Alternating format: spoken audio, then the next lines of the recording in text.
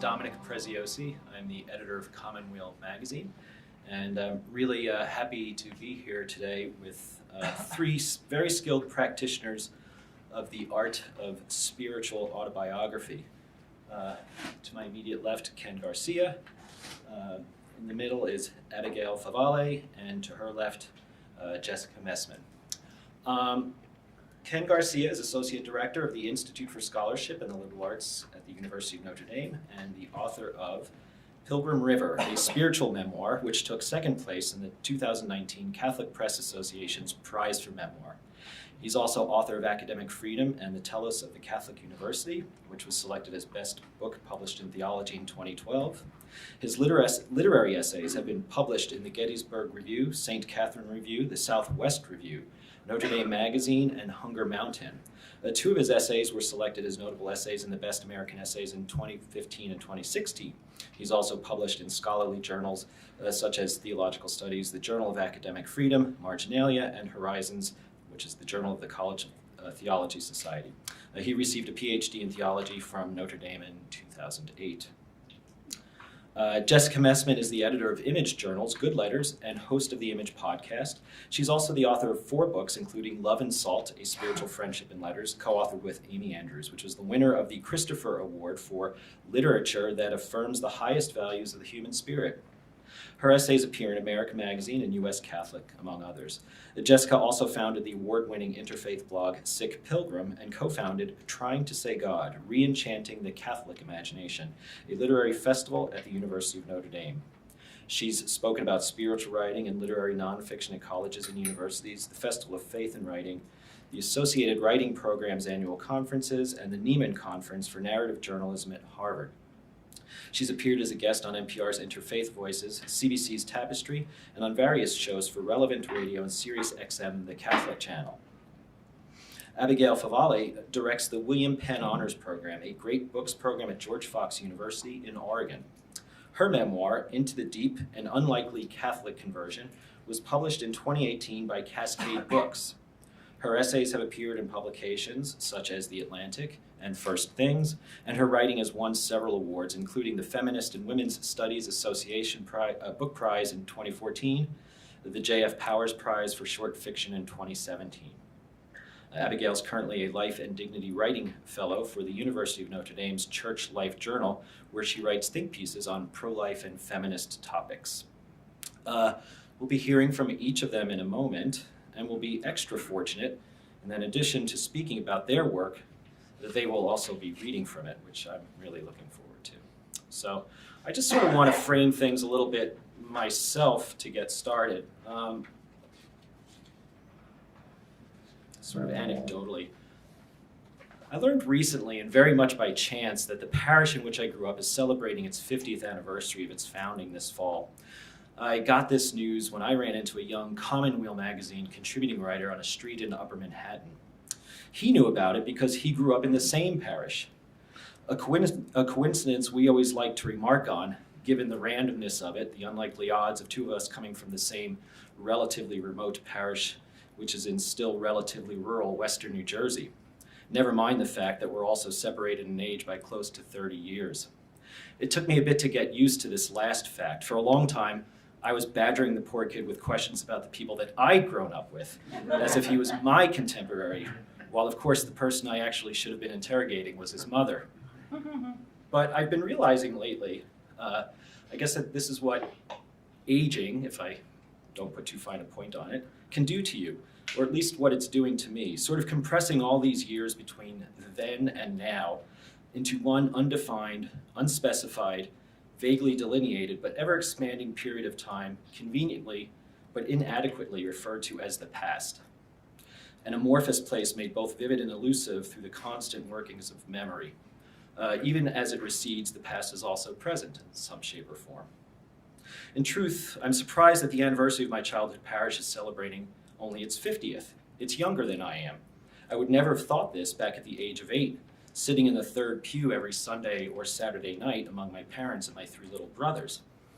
Back in 1973, the church seemed impossibly old already.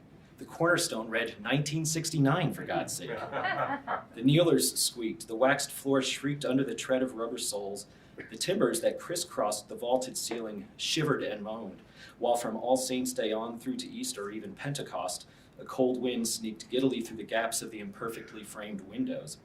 Yet, even with all this seeming wear and tear, the place felt undeniably solid. It was a fortress atop the lonely, populated, 1,200-foot-tall granite ridge that lent the church its name, Our Lady of the Mountain. A fortress, that was one way I imagined it, or a solitary outpost on the polar ice sheet, or a spacecraft hurling its way to the edges of the solar system. One terrifying night, Holy Thursday, in an hour-long vigil with my father and I alone in the shadowed space, contemplating the stripped altar in Gethsemane, it was a haunted castle. The faint whispers and the feathery rustling out of the receding reaches of the darkened wings, proof that something less than holy was lurking nearby. It was just the building settling, my father explained to me on the car ride home. News that came both as a relief, but also a disappointment. Church is a good place to develop the imagination, and I think Mass specifically even better. John Garvey, the longtime Commonweal columnist, once wrote, "My perceptions of the way things finally are were formed in the context of a family and church and stories, all of them pointing, though not always clearly, in a way that made sense. We are here for a reason, and we are meant to learn what it is and to live it out honorably." The stories heard at Mass, it's the scripture readings, and of course the Gospels, but not only these, they're their Eucharistic prayers and the scenes of the Last Supper, and then the transubstantiation, and if you're lucky, there's also a good homily with some sort of narrative element, even certain hymns. These stories heard over and over again in the course of the few short years comprising childhood, adolescence, and early teens, while in the presence of family and community, most certainly formed my perceptions of the way things finally are. Though, if I actually had to describe and define with precision and unimpeachable clarity just what the way things finally are to you, or even to myself, well, I'm not sure I could. I guess I would call it more of an intuitive sense. In fact, I'm not sure I'd want it to be anything more than that, something of an intuition. Now, since coming to Commonweal in 2012, and more so since becoming editor last summer, I'm occasionally approached with offers to give talks about my spiritual journey. And full disclosure, in all honesty, it's not something I feel especially equipped to do. The framing, spiritual journey, implies the requirement to deliver something morally uplifting, something not only to make the reader or listener feel good, but also to nourish and to bring a very real kind of sustenance to that audience. The stakes are high, yet piety and saccharine sentimentality also seem like unavoidable risks, and perhaps likely to foreclose honest expression of human complexity or the elemental truth of just what constitutes that journey. Plus, I think I suffer a bit from what many of us from certain generations of Northeastern working and middle-class Euro-ethnic Catholic backgrounds suffer, which is the susceptibility to that ever-present discouraging voice that says, "Who do you think you are that your story is so special?" Any of you who've read the work of Alice McDermott or have heard Alice speak about her upbringing might know what I'm talking about if you haven't suffered it yourself. So I think that in addition to the creativity that is brought to bear in writing about such matters, the spiritual autobiography, there's also a certain amount of courage. It is, in the truest sense of the term, an act of faith. So again, that's why I'm so glad to be here with these panelists today. Tomáš Halík, the Czech Roman Catholic priest and philosopher, writes in his most recent book, From the Underground Church to Freedom, that human life is an ongoing self-interpretation. If I wish to present myself to someone else or to understand myself, I start to tell my own story. This is me in time. We are not simply now. I myself am observing events. I unfold from a past that I carry with me, and at the same time, in a certain sense, I already have the future in the form of hopes, wishes, plans, and fears. Faith is reading our own story anew, reading it from another viewpoint in a broader context, with detachment and deeper understanding. Our life, viewed with the eyes of faith, is a story whose hidden author and director is God. We recognize God's writing style by its infinite generosity and its incomprehensible trust in our freedom. And so I guess maybe that's where I want to make the move from mere autobiography to autobiography in a spiritual key, which I think is the working title of this panel at one point. Maybe even as we are here, I suppose, maybe even as I make a show of my supposed resistance, I'm actually doing autobiography in a spiritual key, even without knowing it. Is the act of autobiography itself a spiritual endeavor? How does one come about to practicing? Is it a discipline, something as demanding as prayer? Does it become its own state of being? How do we, as writers of spiritual autobiography, unfold from our past? And do we already possess the future in the form of hopes and fears? And so maybe my co-panelists will help in revealing some possible answers to these and other questions in their readings as our discussion goes forth. So first I'd like to bring up Ken, and then Jess can follow, and after that, Abigail. Thanks.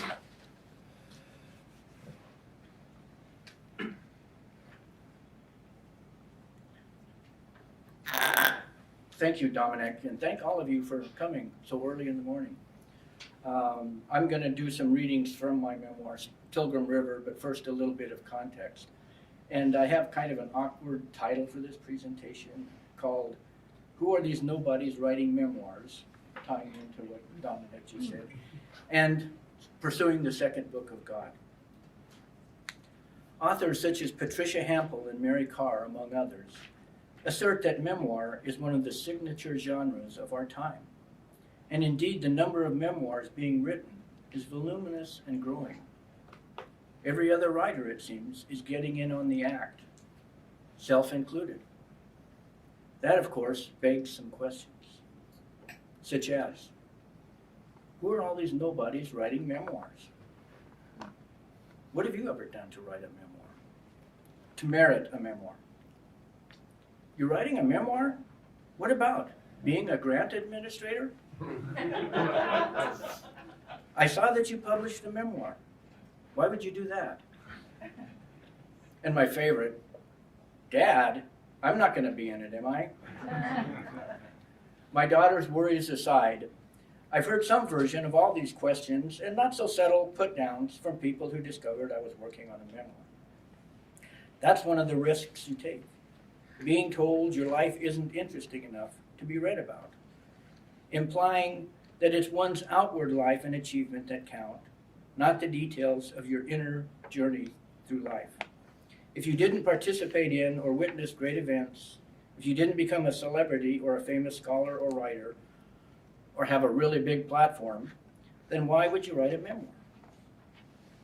Now, these questions can be appropriately humbling if received in the right spirit. But I never quite know how to answer them, except to say that I like to write, and it gives me pleasure. That writing memoir is a spiritual practice that helps me make some sense of a chaotic and undisciplined and meandering life, and that the story of my inner spiritual journey, in spite of the lackluster exterior life I've lived, might benefit a few people. Some might learn something of value, knowing from all the mistakes I've made, the years of depression, and the long period of insanity, and how I overcame them, thanks to something beyond my own strength. That a vision, not my own, was given to me and guided me, and it transformed a muddled mind and a self-centered heart into certainly not a saint, but at least a persistent, even if highly flawed, seeker of the holy. There might also be value in writing about an unorthodox path to God through the natural world, that is, through what ancient and medieval Christians referred to as the second book of God, of nature, Scripture being the first book. So I'm going to read a few selected passages from Pilgrim River, just to give you a taste for, let's call it my nature mysticism, experiences I had long before I found my way to the Catholic Church. The central metaphor, by the way, Pilgrim River, comes from the geology and topography of the Great Basin Desert, which is a vast region of the western United States surrounded by mountains and high plateaus, whose rivers and streams never flow back out of the region to the ocean, as rivers almost always do. In fact, eons ago, the basin once contained a small sea, roughly the size of 2 Lake Michigans combined. So some selected passages. Ocean once lived here, years ago, in the lap of high mountains. It filled valleys to the brim, and life teemed in its deep waters. Then it drained away through a weak point breached, leaving a vast desert of slow growth and silence. A pilgrim river winds its way through the desert now, struggling sometimes just to be a river.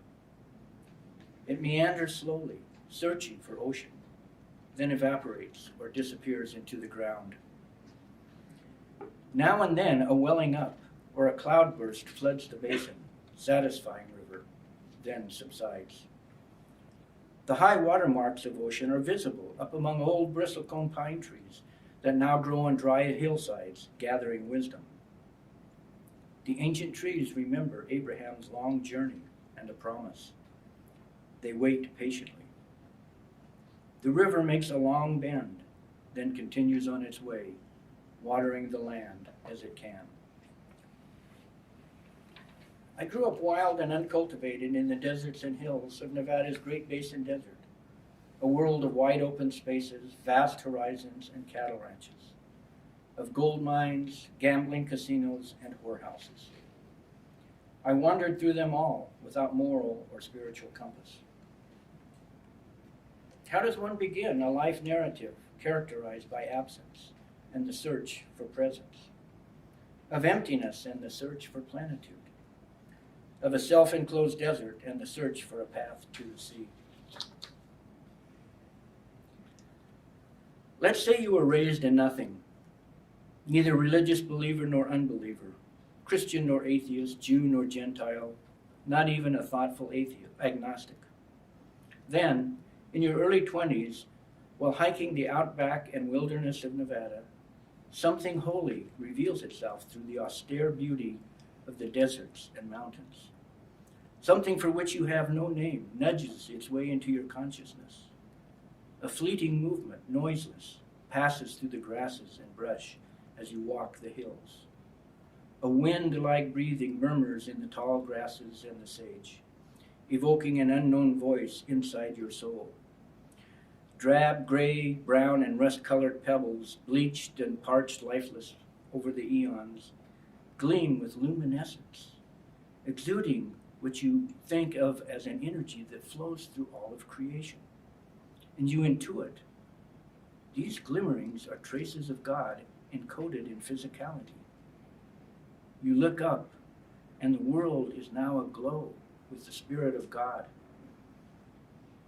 This uncanny experience turns the dreariest of landscapes into a house of radiant colors and swings open the doors to a many-roomed mansion inside you that you hadn't known was there. It's as if you had come upon an ancient book, the book of nature, that smells of earth, juniper, and sky, that you now have to learn to read as you journey toward a home you don't know, but you know is yours. Your horizons are altered, and it takes a lifetime for the implications of this experience to take hold. The visions contain the germ of a calling to a deep religious life, though the call is nebulous. You want to communicate your visions to others, but you just don't know how.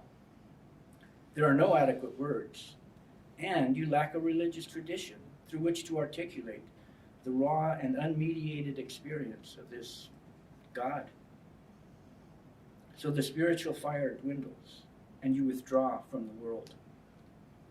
Alone and isolated, you slowly sink into darkness, down into a fevered madness from which you drift in and out, sure now of your virgin sanity.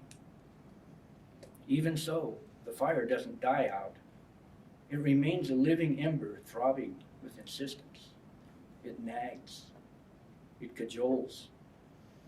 Though your mind is now but a burnt-out forest of dreams and vision. Yet you stubbornly follow its call, like a pilgrim river struggling through the desert, seeking the sea.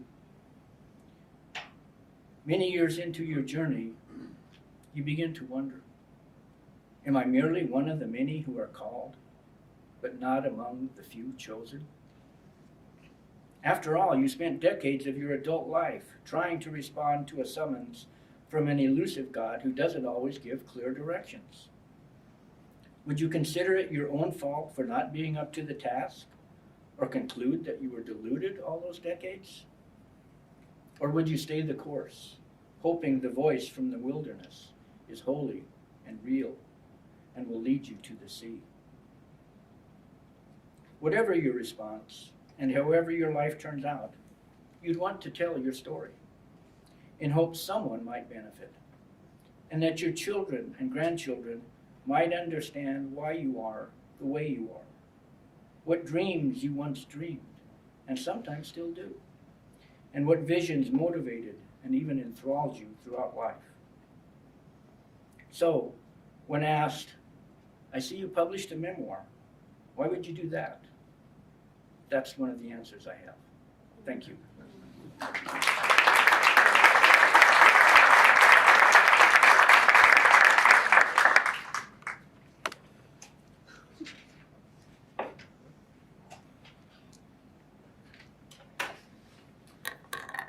not a tall person's mic.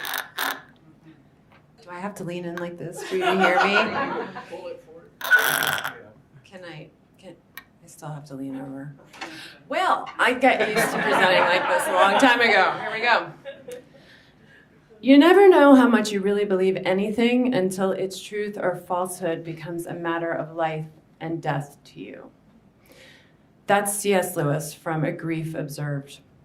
I've returned to that line again and again in the last few years when everything I said or wrote that I believed has been tested. I'm a cradle Catholic, I'm a career spiritual memoirist, but I've come to find the vocabulary of my genre shallow and even repugnant. The old tropes of beauty and brokenness, wounded healers, and cracks letting the light in seem pathetically thin in response to this kind of brokenness. I fear the language of broken beauty and even the strangeness of the Catholic imagination have been used to trap us in systems of abuse. In A Grief Observed, Lewis's wife has died, and nothing makes sense anymore. He's disgusted by the platitudes of well-meaning religious friends and the sympathy cards. He calls them pitiable cant. He can't even pray for the dead anymore. When he tries to pray for his wife, bewilderment and amazement come over him. He has a ghastly sense of unreality, of speaking into a vacuum about a non-entity. The confidence of the great apologist has been utterly destroyed. He writes, apparently the faith, I thought it faith, which enables me to pray for the dead, has seemed strong only because I never really cared, not desperately, whether they existed or not. A Grief Observed remains powerful to me precisely because Lewis questions everything he believes and does not come to lovely conclusions about God or his religion or his own suffering. He tells the truth, and in doing so, he renders in prose what it really feels like to grieve. This book was so raw and gives such vivid expression to the challenge of belief in a time of suffering that he had to publish it under a pen name. I teach A Grief Observed whenever I teach spiritual memoir because I want to encourage writers and students to hold their feet to the fire, especially in revision of a piece. Always ask yourself, do I really believe what I just wrote? I always ask myself that question. Is this just more pitiable cant?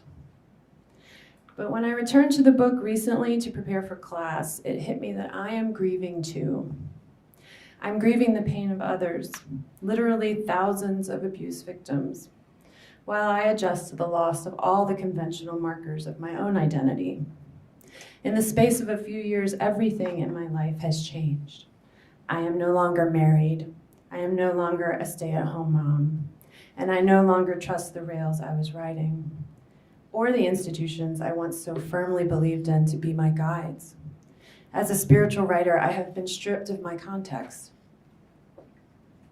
The Roman Catholic Church, so long my sanctuary, has become another locus of pain.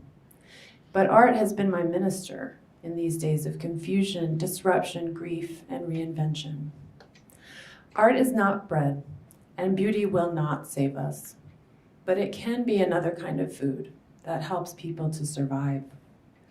Art makes no promises toward virtue, and yet it can help us to tend the virtue of hope in each other, even when the art itself isn't explicitly hopeful, like A Grief Observed. Spiritual autobiography in particular is a form that can bring hope and accompaniment, even when it doesn't have easy answers. One of the greatest dangers of a Christian, or for a Christian, is to assume that at any point in our lives, the journey is over and we've found the answer. This is doubly true for memoirists, and it's why I believe in being a serial memoirist, and I make no apologies for that. It's only too likely that in writing our stories, we are giving the wrong answer to the central question of our lives, or that the answer that we thought was right or found was right for a time is now wrong, or that we have, as Lewis pointed out, been asking the wrong questions all along. We are always running the risk of the twin dangers of presumption and despair. I despair when I presume my story is over, and I find hope when I recognize my experience in another's story. But lately, my experience has not looked much like other Catholic spiritual autobiographies that I have long loved in my library. I need stories that don't necessarily fit the pattern of dissolution, then conversion or reversion, and a neat transformation within the church. The mid-century artist and writer Carol Houselander, when describing one of her mystical visions, said that each of us is living out the Christ life in some way, whether we are living his infancy, his suffering, his death, or his resurrection. Not one of us must ever lose hope, she wrote, for it is the will of Christ's love to be put into the hands of sinners, that he may be their gift to one another, that they may comfort him and each other, give him to each other. In this sense, every ordinary life becomes sacramental, and every action of anyone at all has eternal meaning. There's a case for memoir. That quote, it's been above my writing desk for 15 years, wherever I've moved, wherever I set up shop. And that infinite value of every person's story and the potentially sacramental nature of every ordinary action, I just love those ideas, and yet I regret how narrow my Catholic imagination turned out to be. How strange that I, a working class woman writer from a small town in the deep South, should have sought wisdom only among those whose experiences are very distant from my own. On the one hand, it is beautiful. It's a testament to the universality of human spiritual longing and experience, that a writer can speak to us across time and context and gender and class. But it should not have shocked me so much that my own experience isn't reflected in the spiritual autobiographies of the canon that has shaped me. If I'm going to continue as a Catholic writer, I need to rebuild my imagination, or at least I need to expand it significantly. The crumbling of a foundation in this sense might not be a tragedy at all, but an opportunity to create one that is stronger and more generous. To trust that my story and the stories of so many others are worth telling and amplifying exactly because they may challenge a status quo that's not just been found wanting, but destructive. That I may still have something to offer my church, even if I end up offering it from the outside. I'm taking inspiration right now from fiction, where we seem much more willing to accept the unorthodox conclusion. There's an old short story collected in a great Catholic anthology called The Substance of Things Hoped For. It's by Josephine Jacobson, and it's called Jack Frost. An elderly woman named Mrs. Travis cultivates a spectacular garden of flowers in her tiny New Hampshire tourist town. The parish priest comes to visit her at the time of the first frost, hoping to convince her to leave her cottage before winter for her own safety. Mrs. Travis makes him uneasy. But the priest recognizes a bond between them, a belief in the physical, a conviction of the open-ended mystery of matter. But because Mrs. Travis is not a Roman Catholic, the priest can find no avenue to approach her. Her passion was in her scraggy garden. In her presence, he finds he's tempted to tired metaphors about Eden and Gethsemane and familiar scriptures like the one about the lilies of the field. But Mrs. Travis grows at least 5 kinds of lilies, lifting their slick and sappy stalks above confusion. And the priest's well-worn words falter in the presence of such physical, material abundance. When Father O'Rourke leaves, Mrs. Travis is sorry to see him go, and she offers him all she has to give, some of her flowers. He hesitates. He's recalling the pious arrangement on the side of the altar back at his parish church, wary to bring anything as wild as what Mrs. Travis grows into that space. Still, he warns her not to let Jack Frost get them. That night, Mrs. Travis wakes from a nightmare to find the first frost of the season approaching without warning, and she launches her resistance. Light and warm, drunk with resistant power, she cuts every flower from her wild garden and brings them inside. She injures herself attempting to dig up a rose begonia with a trowel and barely makes it across the threshold of her cottage, where sprawled helplessly across the floor, a dozen shapes and colors blaze before her eyes. Gethsemane, indeed. This is Mrs. Travis's passion, a defeat and a victory all at once. Now, I recognize myself in both Mrs. Travis and Father O'Rourke, and I find myself inspired by their awkward interaction in this short story. The priest has good intentions, but is tempted to platitude and pat resolutions. He's reluctant to rock the boat. And Mrs. Travis is troublesome, stubborn, and self-defeating. They don't share the same language. They don't share the same worldview. And in the end, she insists on traveling her own road and waving him on down his. And yet they have a bond, the church and the artist. And somehow we draw each other deeper into mystery. Thank you.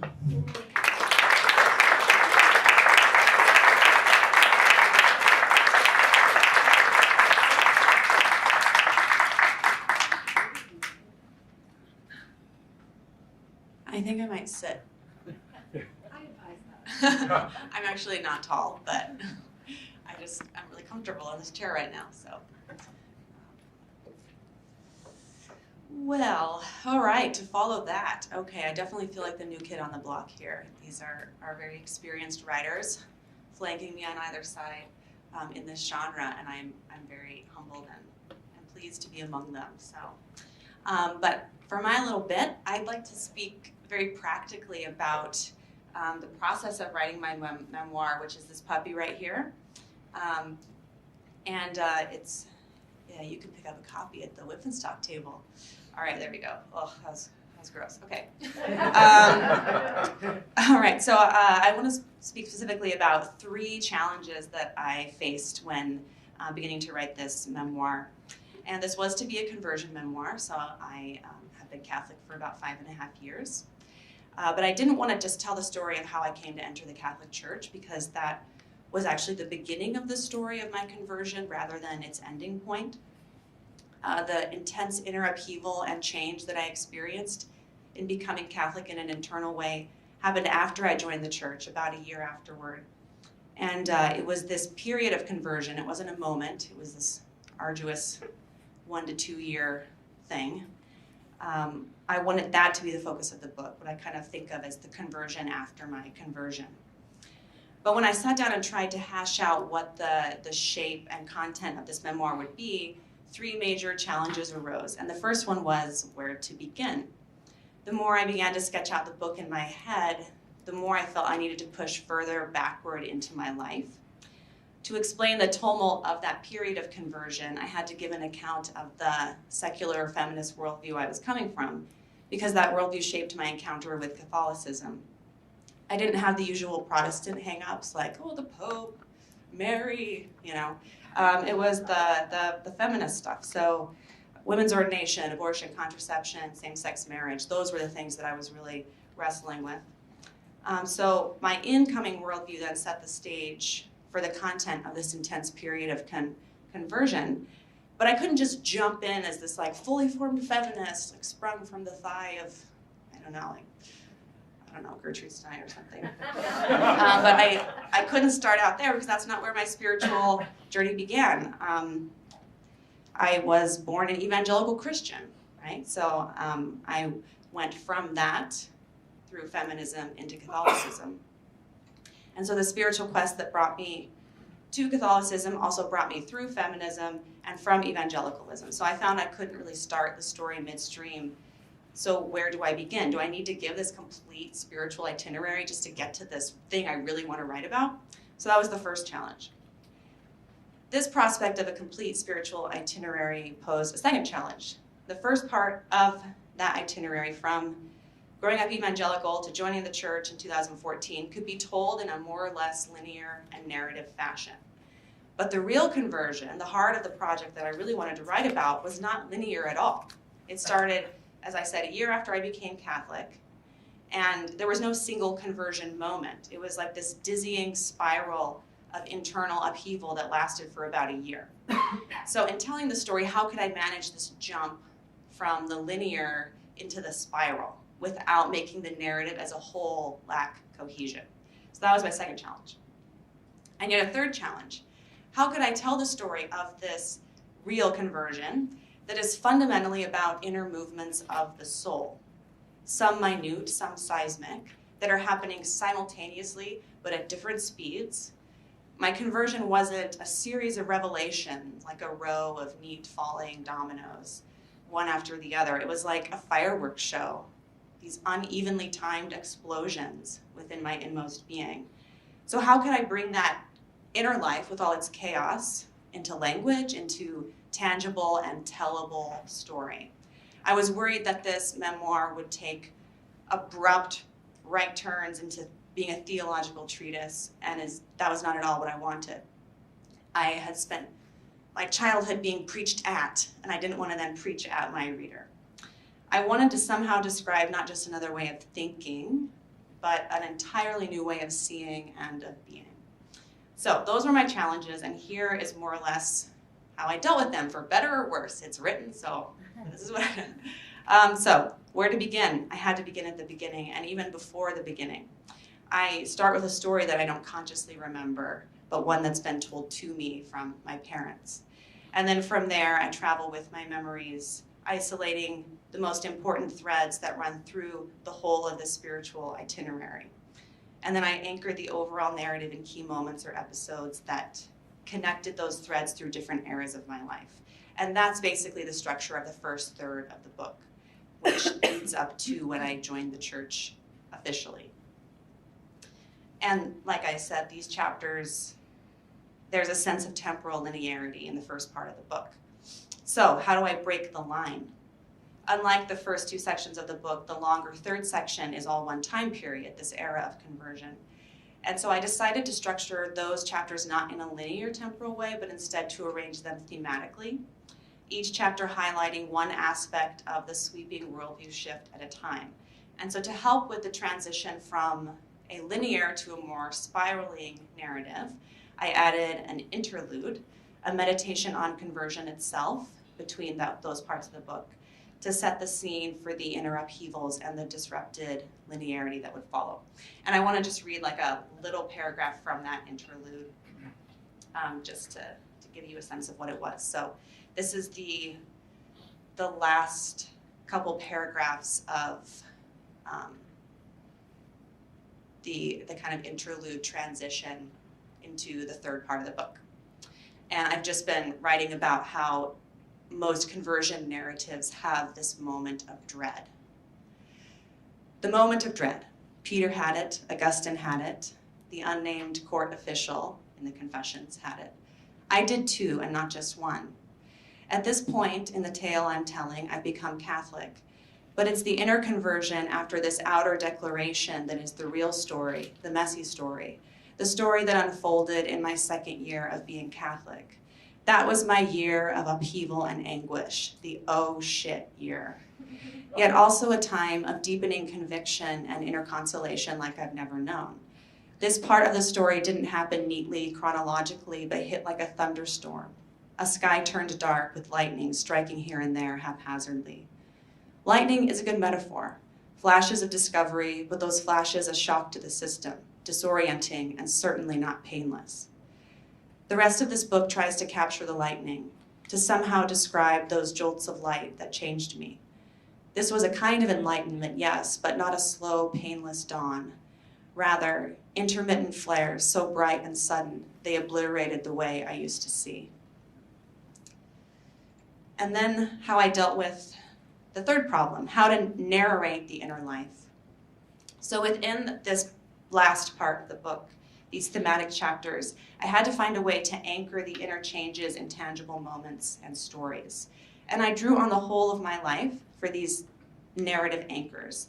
Some looped back to my childhood or some other era in my past. Some were centered in the narrative present. I had to let go of a sense of linearity through time, even as I was tracking a kind of spiritual linearity, lines of connected memories on a single theme. So I want to read a little bit at the end of this chapter called The Totality, in which I try to give an account of the sacramental Catholic cosmos, which very much changed my perspective on gender. And so I'm going to start with just the end of a section that's more exposition, so you can get a taste of the transition from exposition into one of these narrative anchors that actually loops back to a time before I was Catholic. So I'm trying to read this as an example of how I tried to do it. When I look back at my birthright evangelicalism, it's as if the feminine aspects of the faith have been lopped off. There's no Mary, no genealogy of heroic female saints, no visible church as our mother, no mass with its iconography of the bridegroom and bride, no sacramental understanding of our bodies as sacred signs. I rightly sensed that something was amiss in this version of Christianity, that it was too monolithically masculine, that anything feminine was sidelined and relegated. In that religious context, the masculine metaphors, in isolation from their female counterparts, were harsh and unremitting, like banging out a melody using only the lower keys on a piano. When I finally encountered the totality of the Christian sacramental cosmos and pitched my tent under its sacred canopy, my feminist angst faded away, as did my need for feminism itself. The yearning that initially drove me to feminism was fulfilled at last in Catholicism. Line break. Years before I was Catholic, I went on a trip to Ireland with a group of students and 2 colleagues. While in Dublin, we had the opportunity to attend evening prayer at a Church of Ireland cathedral. Remembering with fondness the Anglican prayer gatherings of my college years, I looked forward to this, assuming it would draw me into a sense of fullness, give me a taste of the transcendent, something I hadn't felt in years. We arrived a little early, filing into pews of dark wood. The first thing I noticed was that the church was empty except for us, a ragtag group of American tourists. I glanced around, surprised to see no iconography whatsoever, just a contrasting interplay between light shades and dark, some abstract embellishments here and there. Then a convoy of men marched up the center aisle, all dressed in black and white, faces grimly set. They processed ahead in silence, carrying a lone metal staff, raised aloft with nothing on it. No crucifix, not even a cross, just a blank phallic rod. That image captures the spirit of the prayer service itself, disincarnate, dreary, and resolutely masculine, fully shorn of anything bodily or feminine. Rather than pulled into a sense of God, I was repelled, my feminist suspicions confirmed. I was suddenly hyper-aware of my womanhood, not in a positive sense, but as a spiritual defect, an aberration that expelled me from the Holy of Holies, as if I'd come to pray and had been caught trespassing on masculine ground. Days later, on a Sunday, we are in Galway, attending Mass at the Catholic Cathedral. After my experience in Dublin, I am pessimistic. The Church of Ireland ordains women, after all. Yet their cathedral and prayer service had been dismally masculine. How much worse, then, will a Catholic Mass be? I enter the cathedral and immediately feel as though I am no longer inside a building at all. The space is cruciform like a body itself, and rows of arches draw my eye up and up and up. Stained glass colors the light that funnels in through the many windows. The heart of the space, above the altar, opens into a basilica overhead that is filled with blue light, as if it's not an additional chamber, but a portal into the sky. Beyond the altar, I see an icon of the crucified Christ gazing down at his mother, who is staring up at him from the foot of the cross, alongside the apostle whom Jesus loved. Looking at them, looking at each other, I am pulled into their tender sorrow. Alongside me, along the long end of the cruciform, flanking the rows of pews, is a series of archways within archways that evoke a sense of infinity, of doors opening into other doors opening. I am a body, surrounded by other bodies, and together we are within this larger body, which is both a cathedral in Galway and something else entirely. Not that we've been lifted to another realm. Instead, that other realm has come to us. As I sit transfixed by the space, something wells up behind and above me, so instantly omnipresent that I cannot trace the source. It seems to come from everywhere. Music. Music made by voices alone, male and female intertwined. A synergy of harmony made possible only by the different registers. The highs and lows that plow over the earth and curve along the underside of heaven, gathering all that lies between them into a tremulous golden chord.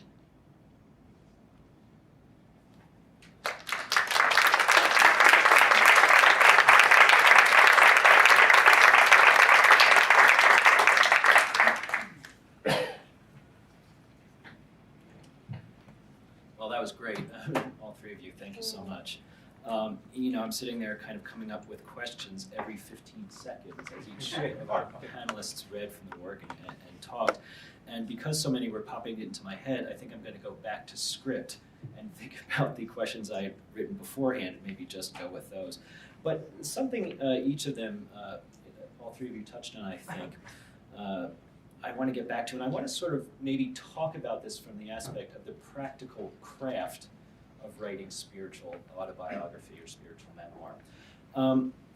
Simone Weil, in her essay, School Studies, said of prayer that prayer consists of attention. The quality of attention counts for much in the quality of the prayer. Warmth of heart cannot make up for it. So I kind of want to ask you guys about the role and importance of attention in the work you do, especially, I think a couple of you sort of touched on this notion of really trying to get to the authenticity of the voice of your work. How do you sort of keep this notion, how do you keep warmth of heart at bay and really focus on, maintaining attention to the work you do? Because that to me is, if you sort of lose that attention, that's that invitation to sentimentality or inauthenticity that you're absolutely trying to avoid. So maybe just, I guess, talk about attention when you're working, and whoever wants to take it up first.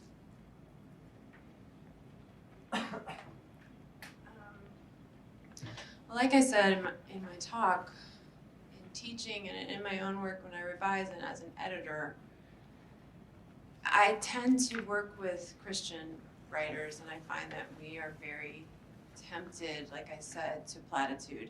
Even when we're beautiful, great literary writers, we have this enormous well of story to draw from in scripture and scripture studies, and we've been going to Mass our whole lives and listening to homilies. We know the conventional answers to every, especially Catholics, every spiritual and theological quandary.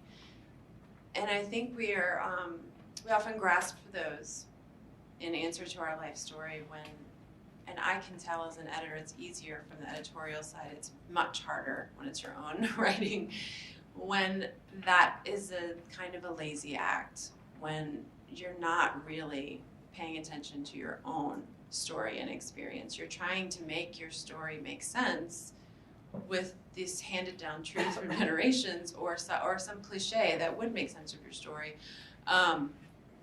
but it doesn't work, and it falls flat on the page, and it turns into some sort of sentimental Christian or Catholic tale. So I really find that it's essential to go through anytime you find yourself tempted to aphorism or just kind of inserting some pre-made answer.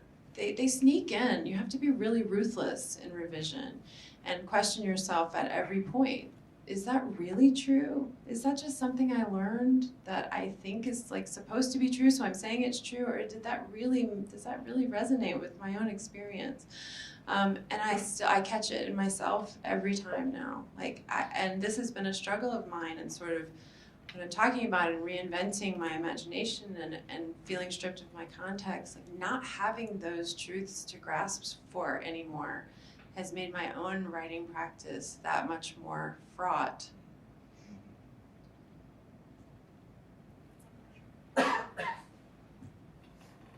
Well, I just want to say I became a Catholic when I was 29, and it was 8 years after I had had these very profound mystical experiences in the wilderness, and so the Catholicism, I was already fairly well formed in a certain way, and the Catholicism, when I joined the church, didn't fully take. I've always felt like I'm kind of half in, half out, 1 foot in, 1 foot out, and so I've never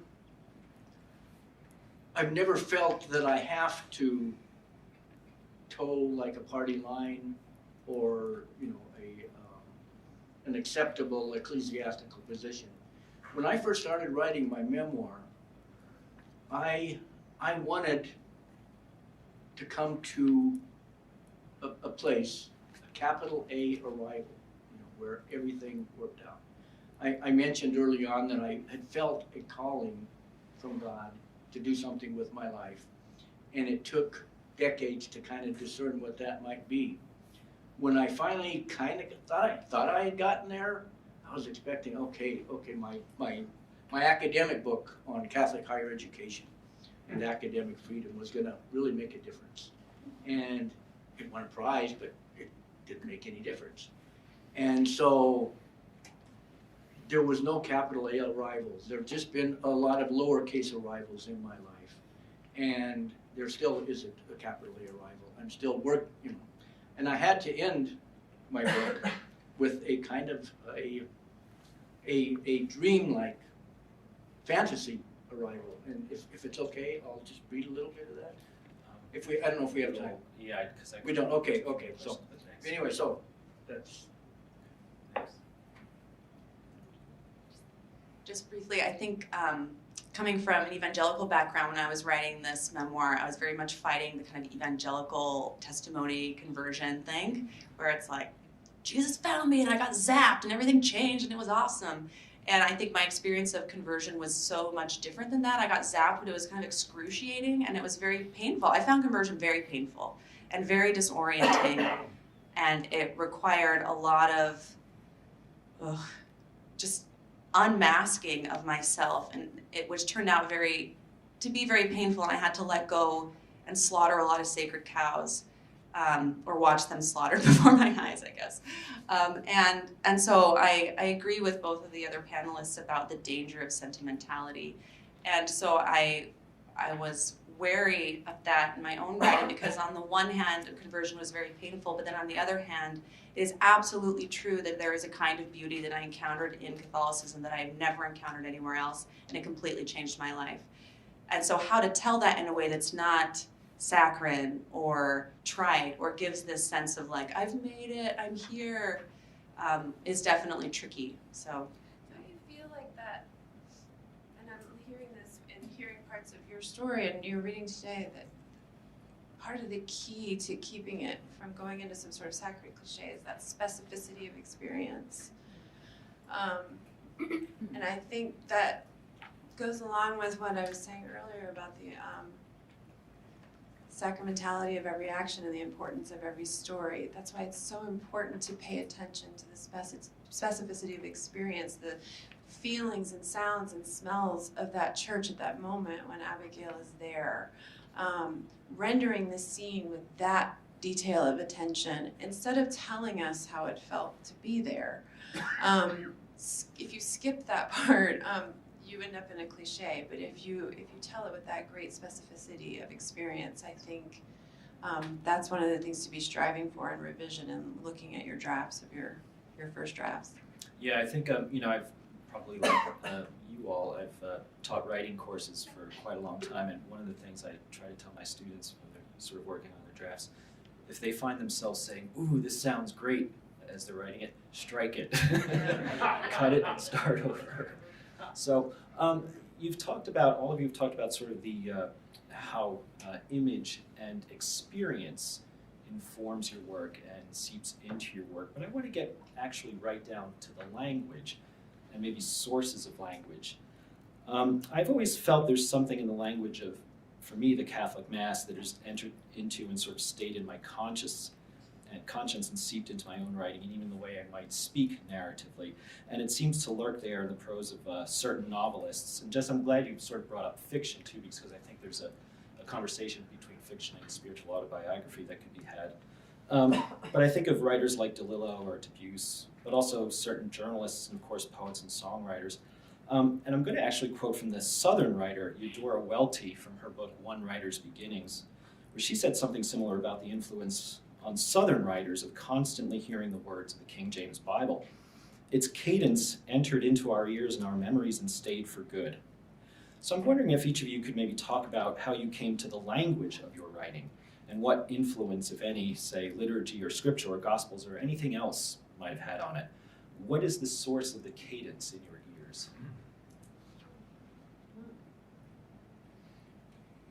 I always just dive right in. I don't know what I'm going to say. I mean, I'm a cradle Catholic, so I've been in church since before I could talk. I definitely feel drawn to art and writing because of my Catholicism in my childhood. I think that has formed so many artists who are even no longer in the church or affiliate themselves with the church.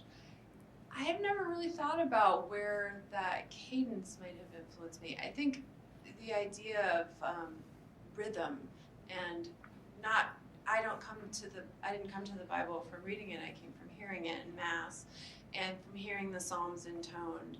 And I think that does develop in you an ear for poetry, for language.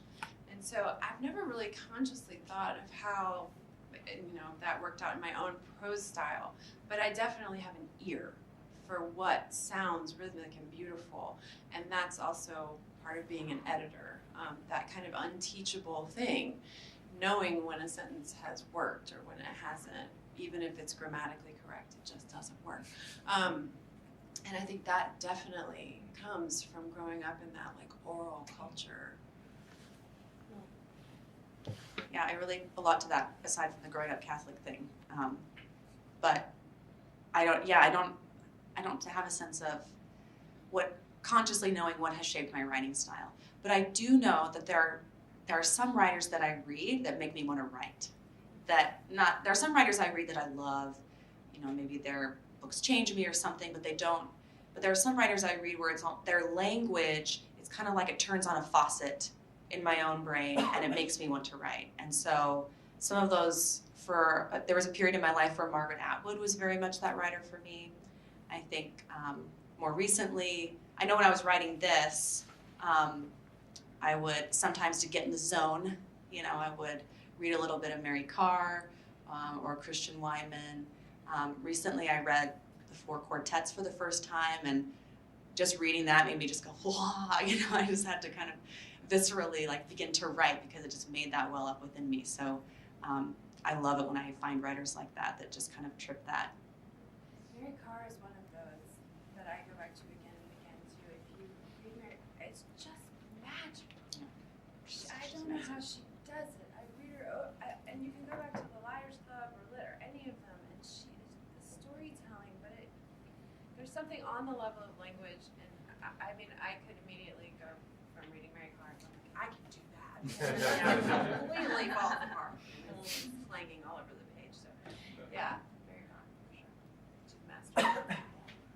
I don't know if I have very much of an answer to the question because I wasn't raised a Catholic and I didn't have any of the imagery. I didn't grow up with any of the imagery at all. And I can't say that it influenced the way I wrote. And I don't know how, I've never taken any formal classes in writing or literature classes, really.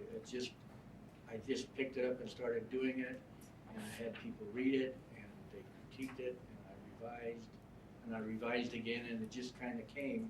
And my Catholic experience then fed into that narrative, but it didn't, I wouldn't say it informed it the way it might someone with a strong religious background from when they were young. Thanks. I'm going to ask one more question before we maybe turn it over to you guys, and I'm running a little short on time, so I'll ask just to, if you could think of a quick answer to this, if at all possible. I'm not sure. This is something that occurred to me if we were all at the plenary yesterday with Tobias Wolff, and the way he sort of seemed to take great joy in reading from his work. There seemed to be something really quite remarkable about that. And there was a quote from Thomas Merton that came to mind from his essay, The Contemplative Dance. What is serious to men is often trivial in the sight of God. What in God might appear to us as play is perhaps what he himself takes most seriously. So, maybe you could try to sort of talk about this. How about speaking to the idea of play versus seriousness when it comes to your work? Because spiritual autobiography seems at bottom a very serious endeavor. But there's got to be some room for play in it, I would imagine, for it to be successful. Maybe you could talk to Well, I think for it to be a joy at all and not an absolute horror, to be like laying your soul bare on a page every day. This is something I was so glad you asked this question because I really had to think about it. Like, have I lost the joy, the play, the pleasure of writing? Because what I've been writing about is so serious and does seem life or death. And I feel like I am trying to, that is part of the expanding my imagination and my writing practice, is to get back to writing as a joyful, playful thing like I used to do when I was a kid and I wanted to be a writer. I think it's very easy to lose that sense of play. So some of that is experimenting with different forms. I've been writing flash pieces and prose poems and just trying to get away from the very linear narrative kind of form, so that I can see if I can just recapture that sense of pleasure in my own work. And I think it is essential or you will burn out, which I did.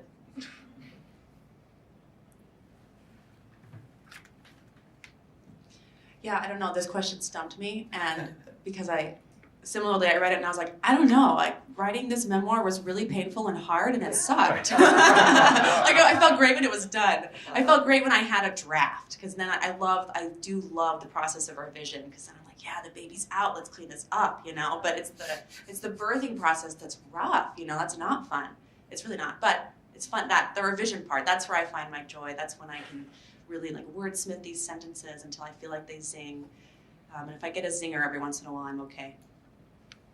Yeah, I think, well, at least to me, and I'm not I'm a sometime reader of Mary Carr, but something that does strike me when I do encounter her is there is something boiling up through those words that also sounds sort of playful and humorous, even though it's deadly serious. Buoyancy. Yeah. And there's deadly seriousness elsewhere, but there is you can tell she takes pleasure in herself too. Yeah. And she kind of delights herself.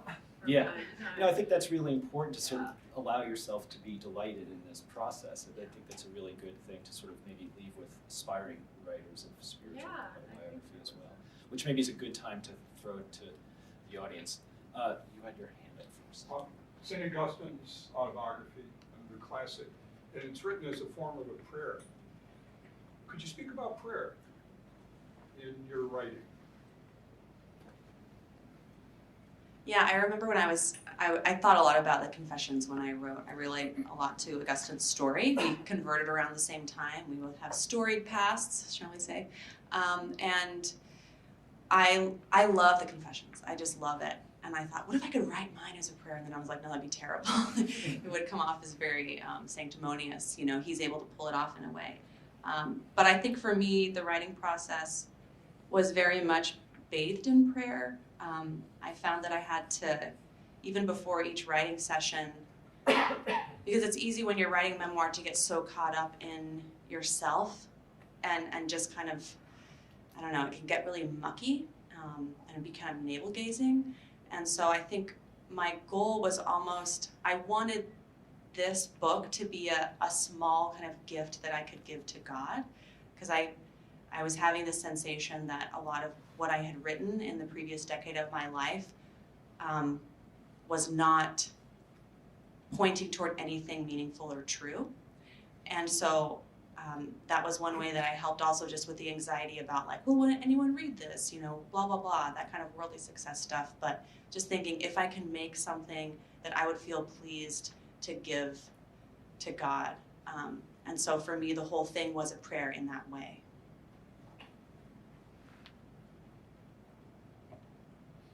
For me, prayer is getting rid of distractions, all the things that occupy our minds daily, the activities we have to do, the deadlines, the timelines, the work. And it's setting all those things aside so that you can focus on something greater. And for me, that's what I do when I write. I feel like it's, I would say writing is, for me, prayer. Because it allows me to kind of go into this separate world. That's, to me, is although, you know, it's, you're working with these words and trying to get the grammar right and so forth. It's still, to me, deeply spiritual and very, very, very pleasurable.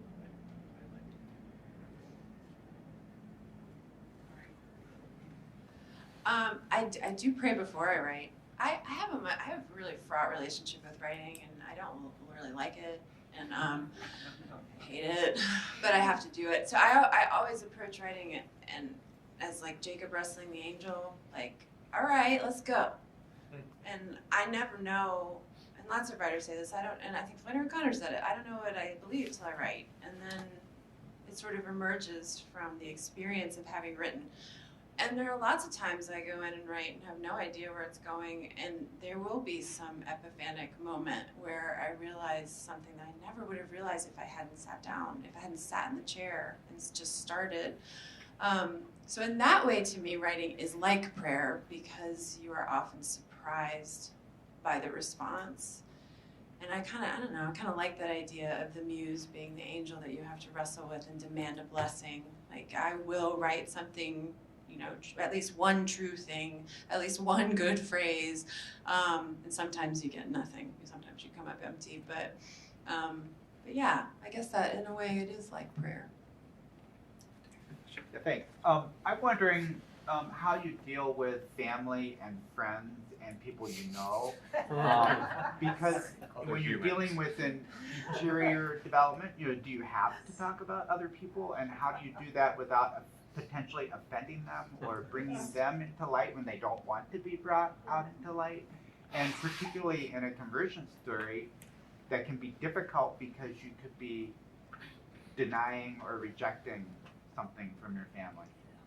Oh, I have thoughts about this. Oh my gosh. That was one of the hardest things, I think, because it's one thing to say, I'm going to put my story out there. I'm going to rip open my soul and just sort of, you know, shake its contents out on the table and let people rifle through it. But then it's another thing, because all of our stories intersect other people's stories. So it's another thing when you're, in telling you the process of your own story, I'm also going to tell someone else's story. And so I really shied away from that, and maybe to a fault, honestly. I think everyone except for me gets a really good edit in my memoir.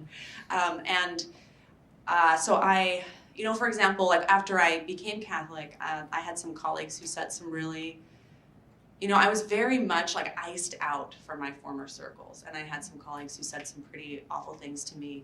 I really wanted to write about it. But then I also knew that, you know, this colleague would probably read about it, and I didn't want to have to sort of deal with that. So I did shy away from telling those sorts of stories. And there's a lot I could have written about. I did write about some of the like pitfalls of my upbringing, and I could have really turned that up a bit, you know, and it's something I've actually been thinking about lately, that maybe, I don't know, I think I I don't know if I did that well or not, because I really did shy away from portraying certain relationships that were negative, even though they really were part of my story. So that's something I'm definitely still wrestling with and thinking about how to approach it in the future.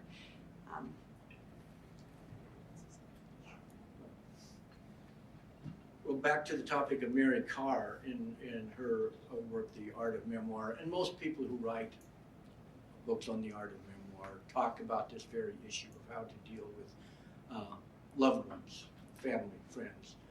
And I mean, different writers are kind of all over the place on it. Everywhere from Mary Carr talks about if she knows that she's going to write about a friend or a family member, she lets them know like a year in advance that she's going to, and that she's going to let them see what she's written and give them a chance to respond to it, and or to change their name and to decide what their name's going to be changed to. So it becomes kind of a collaborative process. On the other extreme, there are people who would say, well, my family or my friends didn't like this, to hell with them. If they didn't want to be written about so negatively, they shouldn't have been such jerks.